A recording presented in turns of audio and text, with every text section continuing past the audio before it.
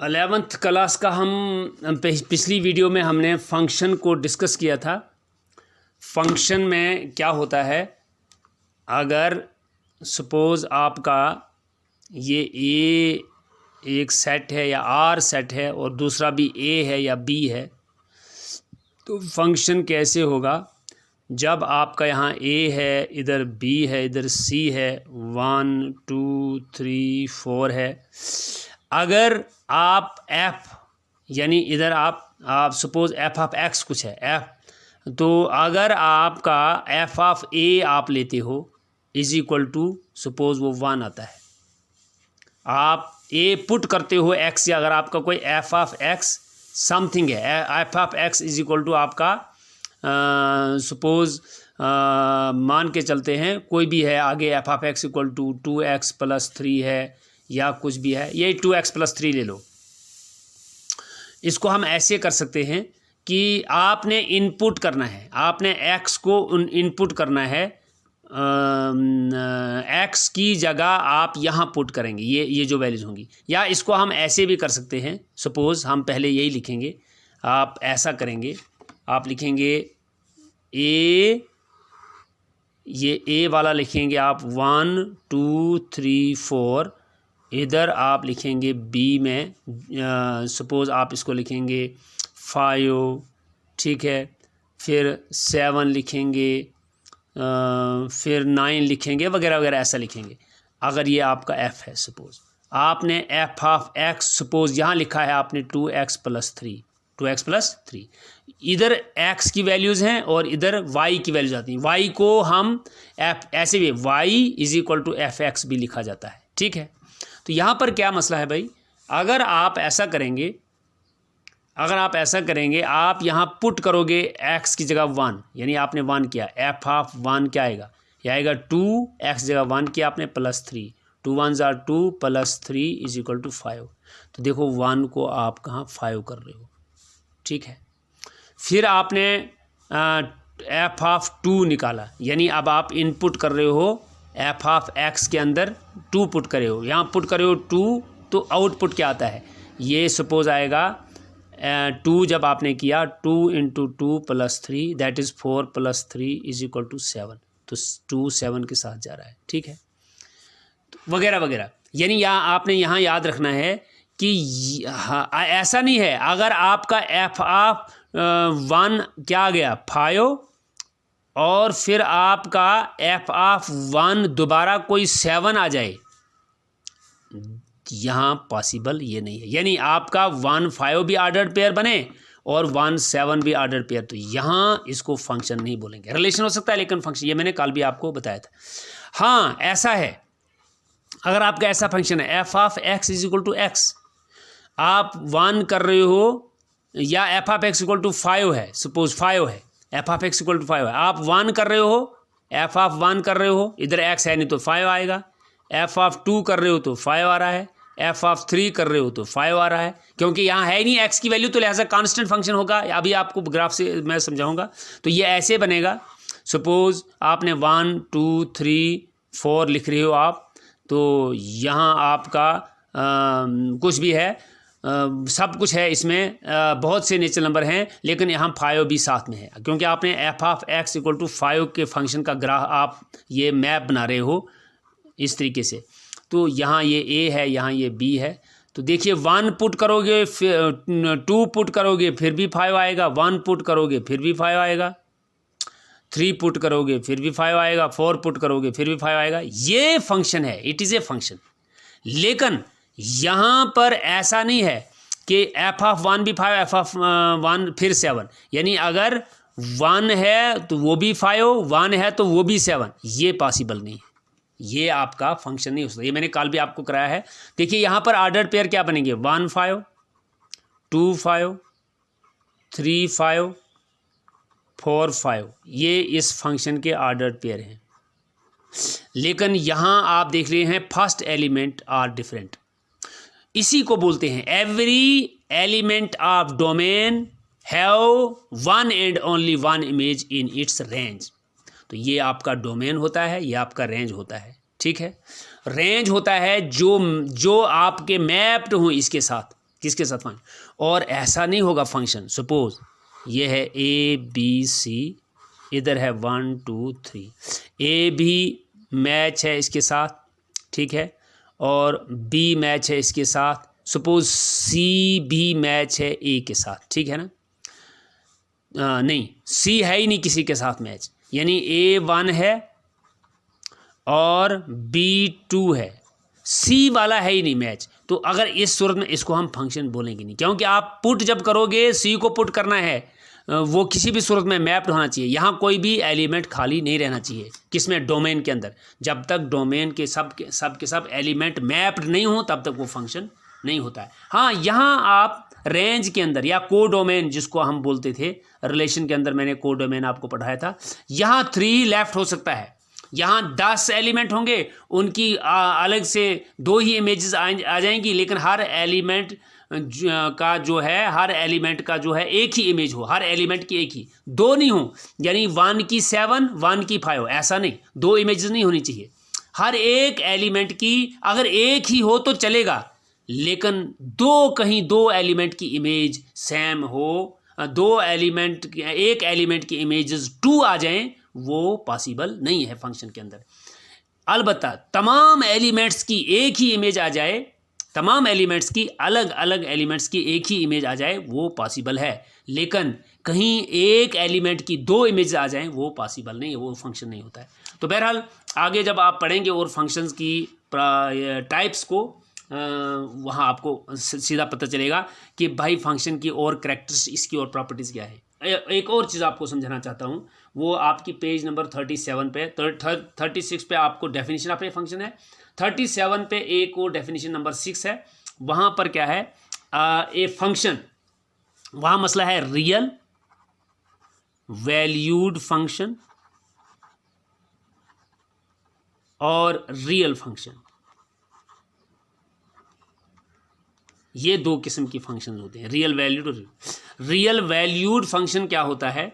Real valued function होता है कि अगर ये आपका ये भी आपका आर है और ये भी आपका आर है, ए सेट भी आर है, बी सेट भी आर है, तो रियल वैल्यूड फंक्शन जो है, अगर आपका ये रेंज होता है, इट इज़ रेंज, अगर रेंज पूरा आर है, अगर रेंज पूरा आर है, यानी set of real number, set of real number में क्या है, उसमें आपका नेचुरल नंबर भी है, उसमें आपका इंटीजर है, रेशनल है, इरेशनल है, तो या कोई इसमें से, या यहाँ सिर्फ नेचुरल नंबर हैं रेंज के अंदर, या इसमें इंटीजर्स हैं, या इसमें रेशनल नंबर्स हैं, या सारा रियल नंबर है जिसके अंदर रेशनल। तो अगर आपका रेंज या तो सबसेट ऑफ रियल नंबर हो, या रेंज बिलोंग ही करे सारा रियल नंबर से, लेकिन रेंज कहीं भी आपका रेंज रियल से बाहर ना हो जाए, यानी आपका जो आप आगे पढ़ेंगे जिसको आप बोलेंगे इमेजिनरी नंबर्स, कम्प्लेक्स नंबर, वो नहीं, यानी जितने भी आपने रियल नंबर पढ़े हैं, आपने पढ़ा है रियल नंबर्स में नेचुरल होता है, इंटीजर होता है, रेशनल होता है, इरेशनल होता है, या तो रेंज आपका subset of real number, subset माने सिर्फ नेचुरल नंबर होगा, या इसका सबसेट का मतलब आपका इंटीजर होगा, सबसेट का नंबर आपका रेशनल नंबर्स होगा, तो या फिर रेंज टोटल बिलोंग करता है रियल नंबर से, तो इस वाले को बोलते हैं, इस सूरत में हम इसको बोलते हैं रियल वैल्यूड फंक्शन। यहाँ भी लिखा है a function which has either R1 it's range is called a real valued function, ये रेंज। लेकिन अगर ऐसा है कि आपका डोमेन जो है, जब डोमेन भी आपका क्या है, is also either R subset of R, तो फिर हम इसको सीधा रियल फंक्शन बोलते हैं। फिर हम इसको क्या बोलते हैं, अगर ये डोमेन भी क्या है, सपोज ये एक्स वाले हैं, ये वाई वाले हैं, ठीक है, अगर आपका एक्स जो है या तो बिलोंग आर कर रहा है, या एक्स बिलोंग कर रहा है आर में, आर का सबसेट क्या होता है, नेचुरल नंबर, या एक्स बिलोंग कर रहा है इंटीजर, या एक्स बिलोंग्स कर रहा है रेशनल नंबर्स, रेशनल नंबर्स और x बिलोंग कर रहा है R, तो अगर ये आपका चूंकि डोमेन है, ये डोमेन की बात कर रहा हूँ, अगर ये सारा डोमेन रियल है, subset of real, subset of real, subset of real, why natural number is subset of real, integer is subset of real, rational number is subset of real, तो ये इस सूरत में हम इसको बोलते हैं रियल फंक्शन, इस सूरत में हम इसको बोलते हैं रियल फंक्शन। रेंज तो हर हालत में होना चाहिए सबसेट ऑफ आर या आर इटसेल्फ, लेकिन अगर डोमेन भी सबसेट ऑफ आर होता है या रियल होता है तो इसको हम रियल फंक्शन बोलते हैं। देखिए यही डेफिनेशन यहाँ पर आपकी है, a function which has either R R1 of its subsets as its range is called a real valued function. Further, if its domain is also either R or a subset of R, it is called a real function. क्योंकि domain आप ऐसा कर भी सकते हो, मसलन आप बोलोगे ये डोमेन, सपोज आपका I जो है वो स्क्वायर रूट ऑफ -1 होगा और आपका function f of x is equal to x square है, ठीक है। सपोज आपका x क्या है, स्क्वायर रूट ऑफ -1, और square root of minus is imaginary number, it is a imaginary, या आप आगे पढ़ेंगे अगली क्लास के अंदर, अगले टॉपिक के अंदर, इसी में जो आगे कम्प्लेक्स नंबर को होगा। तो देखिए आप x पुट कीजिए स्क्वायर रूट इसकी जगह, आपने x में x क्या रखा इस वक्त, आपने x में रखा square root of -1, it is not a real number, it is not a real number. लेकिन आप देखिए आंसर आपको क्या मिलेगा, यहाँ जब आप x की जगह स्क्वायर रूट ऑफ -1 रखेंगे x स्क्वायर की जगह, तो आपका स्क्वायर बनेगा, स्क्वायर रूट कैंसिल हो जाएगा, -1। What is -1? -1 belongs to integers, belongs to integer, और integer is subset of a R, integer is subset of a R. आपका ये बन गया, ये जो रेंज है आपका क्या बन गया, -1 which is a integer, which is integer. तो लिहाजा इस सूरत में क्या है, ये रियल वैल्यूड फंक्शन है, ये रियल वैल्यूड, क्योंकि इस वक्त डोमेन जो है वो आपका रियल नंबर या सबसेट ऑफ रियल नंबर रही है नहीं है, ये इमेजिनरी नंबर है। तो लेकिन आपका जो आंसर निकला, आउटपुट जो आया वो आपका रियल नंबर या subset of real number, that is z, integer -1 होता है, वो आ गया। तो ये आपको क्लियर हो गया होगा कि रियल वैल्यूड फंक्शन यहाँ जो है नेचुरल नंबर, इंटीजर, रेशनल और रियल होना चाहिए, किसमें, रेंज में, यहाँ हो या नहीं हो। अगर यहाँ पर नहीं भी है डोमेन के अंदर, यानी इमेजिनरी नंबर आया था, तो फिर इस सूरत में आपका रियल फंक्शन होगा, नो रियल वैल्यूड फंक्शन होगा। तो रियल कब होगा, रियल के लिए यहाँ x is equal to square root of -1 allowed नहीं है। तो जब यहाँ पर सारा रियल होगा, इंटीजर होगा, रेशनल होगा, इरेशनल होगा, और ये सारा जो है रियल नंबर में से या उसका सबसेट होगा, ये भी वही होगा, ये भी वही होगा, सेम होगा, कहीं भी रियल नंबर से बाहर डोमेन नहीं हो, x की वैल्यू रियल नंबर से बाहर नहीं हो, तो उस सूरत में हम इसको क्या बोलेंगे, रियल फंक्शन बोलेंगे। यही आपकी डेफिनेशन है, इसको आपने तैयार करना होगा। चलिए अब आज मैं एक और आपका टॉपिक लिए चलता हूँ, वो है types, some functions and their graphs, some functions and their graphs, या you can say types of function, types of function.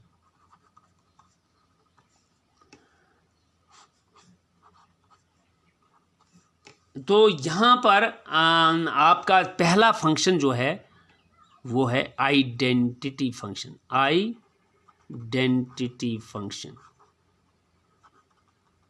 Identity function की मैंने एक वीडियो इससे पहले भी आपको डाली है, यहाँ आपको फिर क्लियर कर रहा हूँ।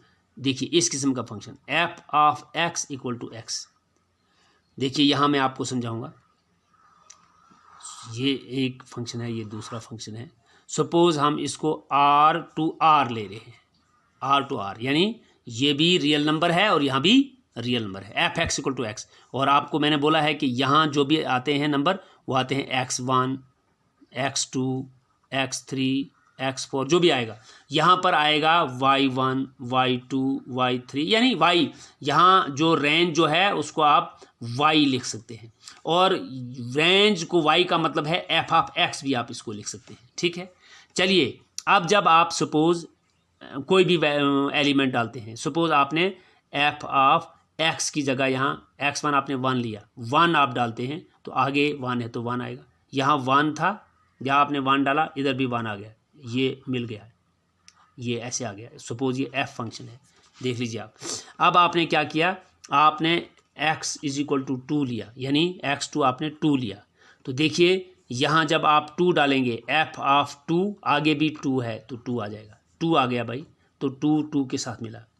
ठीक है, अब आपने x इक्वल टू 3 लिया, f ऑफ x मतलब f of 3 equal to x है, x भी 3 आ जाएगा। तो 3 आपका x 3 इक्वल टू 3 लिया तो ये भी इधर 3 आया, तो ये इसके साथ मिला। आप -1 आप 0 लेते हैं, 0 लेते हैं, क्योंकि रियल नंबर में से 0 भी आप लिखते हैं, तो इधर भी क्या आएगा, 0 है तो 0 आ जाएगा। तो ये जो आइडेंटिटी फंक्शन है, इसके हमेशा ऑर्डर पेयर जो बनते हैं, 1 1 बनेगा, 2 2 बनेगा, -3 बनेगा, -4 का -4 बनेगा, यानी यहाँ x जो है वही y आता है, x जो है वही y आता है। तो जब आप इसका ग्राफ बना रहे हो, ग्राफ बनाओगे, देखिए मैं यहाँ आपका ग्राफ भी स्केच करता हूँ, वेरी इंपॉर्टेंट है। देखिए ये 1 0 है, 1 है, 2 है, 3 है, यहाँ 1 है, 2 है, 3 है, -1 -2 -3, ये हो गया -1 -2 -3। ठीक है, जब आप 0 लिया आपने, आउटपुट भी आपका 0 आ गया, ये ऑर्डर पेयर 0 और 0 बन गया, 0 और 0 ये आ गया। फिर आपने 1 लिया तो 1 आ गया, 1 लिया तो 1 आ गया, यहाँ पे 2 लिया तो 2 आ गया, वो आपका ऐसे आ गया, ऐसे ऐसे। आपने -1 लिया तो -1 आया, -1 ले रहे हो आप x, -1 ले रहे हो x, तो यहाँ पे आ रहा है -1, -2 ले रहे हो तो यहाँ पर आ रहा है -2। ठीक है, देखिए ये बढ़ता चला जाएगा, बढ़ता चला जाएगा, बढ़ता चला जाएगा। सो आइडेंटिटी फंक्शन का graph is a straight line, is a STRAIGHT straight line passing through origin, passing through origin, origin से गुजर रहा है। देखिए ओरिजिन से गुजर रहा है तो ये स्ट्रेट लाइन बनती है। आइडेंटिटी फंक्शन जो है वो उसका ग्राफ क्या है, straight line passing through origin. तो आइडेंटिटी फंक्शन आप समझ गए होंगे, ये फंक्शन, इसको आप कैसे, यहाँ मैं आपका लिखूंगा f maps R to R such that f of x is equal to x, या इसको आप लिखेंगे y is equal to f of x is equal to x। ये है भाई इसकी, where x belongs to real numbers, x belongs to real numbers।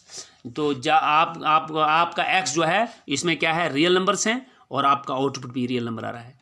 जो भी पुट कर रहे हो वही आउट आ रहा है, जो पुट कर रहे हो वही आउट आ रहा है। तो इसकी क्या है, इसका क्या है फंक्शन, क्या डिफाइन कैसे होगा फंक्शन, है f of x is equal to x।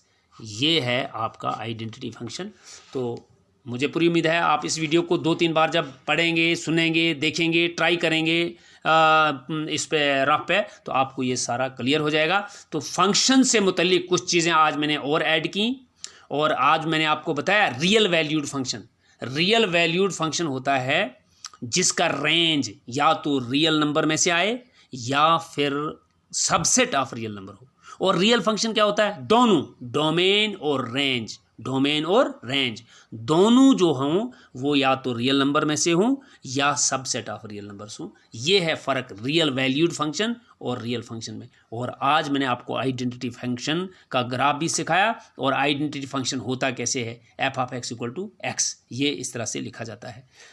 Hope आप क्लियर कर जाएंगे, क्लियर हो गया होगा आपको। आप जब इसको अच्छी तरह से वीडियो को देखेंगे 2-3 बार, उससे आपको पूरा पता चल जाएगा जो आज का वीडियो है।